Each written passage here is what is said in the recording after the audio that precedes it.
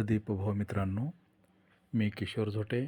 पुन्हा एकदा स्वागत आहे माझ्या चला शिकूया तंत्रस्नेही होऊया या यूट्यूब चॅनलवरती. आपण सध्या स्कॉपच्या कामामध्ये व्यस्त आहोत. ते काम करण्यासोबतच आपल्याला UDAS प्लस वरचं एक कामसुद्धा करायचं आहे आणि ते काम म्हणजे UDASच्या रिपोर्ट्स या पोर्टलवरती जाऊन आपण जो आपला डाटा भरलेला आहे तो सर्टिफाय करायची टॅब आलेली आहे, तो आपल्याला सर्टिफाय करून घ्यायचा आहे. तर हीच माहिती आपण आजच्या या छोट्याशा व्हिडिओमध्ये पाहणार आहोत. तर आपल्या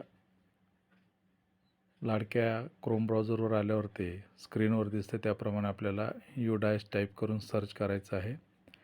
ते सर्च केल्यानंतर पहिली जी लिंक येईल UDAS प्लसची आणि त्याखाली वेगवेगळ्या टॅब आपल्याला दिसत आहेत. इथे बघा लॉगिनच्या खाली UDAS प्लस रिपोर्ट्स ही जी टॅब UDAS प्लस रिपोर्ट्स यावरती आपल्याला क्लिक करायचं आहे ॲरोवरती. इथे क्लिक केल्यानंतर आपल्यासमोर असं पेज येईल. मधातल्या ज्या दोन निळ्या टॅब आपल्याला दिसत आहेत त्यामध्ये निळ्यामधली नंबर 2 आणि सलग वरून नंबर 3 वरची tab go to UDAS plus profile module असं जिथे लिहिलेलं आहे त्यावरती आपल्याला क्लिक करायचं आहे.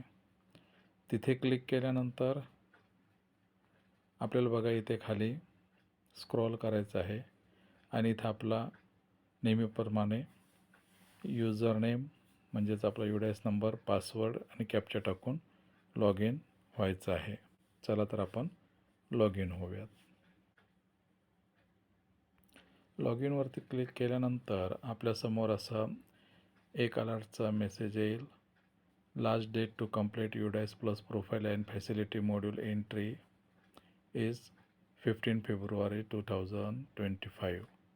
हे आपण काम केलेलंच आहे. याला एकतर ओकेवरती क्लिक करूयात किंवा इथे वर निळ्यामध्ये जे फुलीचं चिन्ह दिसतंय त्याला आपण क्लिक करून ही पॉपअप विंडो हटवू शकतो. त्यानंतर याला आपण स्क्रॉल केलं तर मधामध्ये इथे आपल्याला 3 नंबर मधातली ही जी टॅब आहे या 3 टॅबपैकी प्रोफाईल अँड फॅसिलिटी यावरती आपल्याला क्लिक करायचं आहे. इथे क्लिक केल्यानंतर आपण जे काही माहिती भरली होती ती सगळी माहिती भरलेली इथे आपल्याला दिसेल. Overall status completed all form ही ग्रीनमध्ये आपल्याला दिसेल. नसेल तर आपल्याला ती माहिती भरून घ्यायची आहे. त्यानंतर तिसऱ्या नंबरची टॅब दिसते ग्रीनमध्ये, data entry is currently active. सध्या आपली ॲक्टिव्ह आहे आणि मधात जे आपल्याला रेडमध्ये दिसतंय सर्टिफिकेशन स्टेटस नॉट सर्टिफाय, त्याला आपल्याला सर्टिफाय करून घ्यायचं आहे. त्यानंतर आपण खाली स्क्रॉल केलं, जर एखाद्या स्कूलची शाळेची माहिती भरायची राहिली असल्यास त्यांनी जर इकडे स्टेटसमध्ये बघितलं कंप्लीट नसेल तर तिथे आपल्याला ती माहिती भरून ते कंप्लीट करायचं आहे. मग सगळे मुद्दे स्क्रॉल करायचं आहे. सगळ्यात खाली 15 नंबरवरती जे आपल्याला दिसतंय स्कूल सर्टिफिकेशन ते आपल्याला करून घ्यायचं आहे. त्याचबरोबर इथे आपण डाउनलोडमध्ये 2 टॅब दिलेले आहेत. हे आपले डिटेल्स रिपोर्ट कार्ड्स इथे आपण डाउनलोड याला क्लिक करून डाउनलोडसुद्धा करू शकतो. तर आता इथे स्कूल सर्टिफिकेशनचे इथे काय लिहिलेलं आहे बघा. All form should be completed before certification process. Certification can be done from school entry block entry user. सगळ्यांचे काम पूर्ण जर झालं असेल तरच हे आपल्याला स्कूल सर्टिफिकेशन करता येणार आहे. तर चला बघूयात आपण स्कूल सर्टिफिकेशन आपलं होतं आहे किंवा नाही. या टॅबवरती आपण आता क्लिक करूया स्कूल सर्टिफिकेशन. यावरती क्लिक केल्यानंतर आपल्यासमोर असं पुन्हा एक फ्लॅश मेसेज किंवा पॉपअप विंडोमध्ये येईल बघा, सर्टिफिकेशन बाय स्कूल. या चेकबॉक्सवरती आपल्याला वाचून आपल्याला या चेकबॉक्सवरती इथे क्लिक करायचं आहे. त्यानंतर आपल्याला सांगितलेलं की इथं रिमार्क द्यायचं आहे. मिनिमम 20 कॅरेक्टर आणि मॅक्झिमम 100 कॅरेक्टर, म्हणजे एवढे अक्षर आपल्याला इथे यायला पाहिजेत.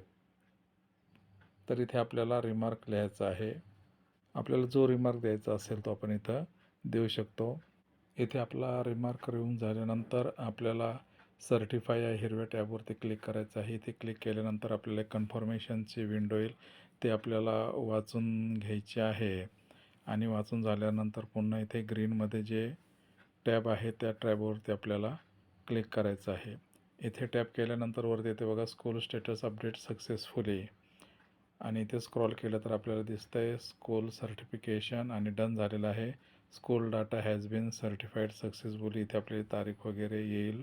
बॅक टू डॅशबोर्डवरती आपण आल्यानंतर इथे बघा आता आधी सर्टिफिकेशन स्टेटस हे रेडमध्ये होतं ते आता इथे आपलं ग्रीनमध्ये झालेलं आहे.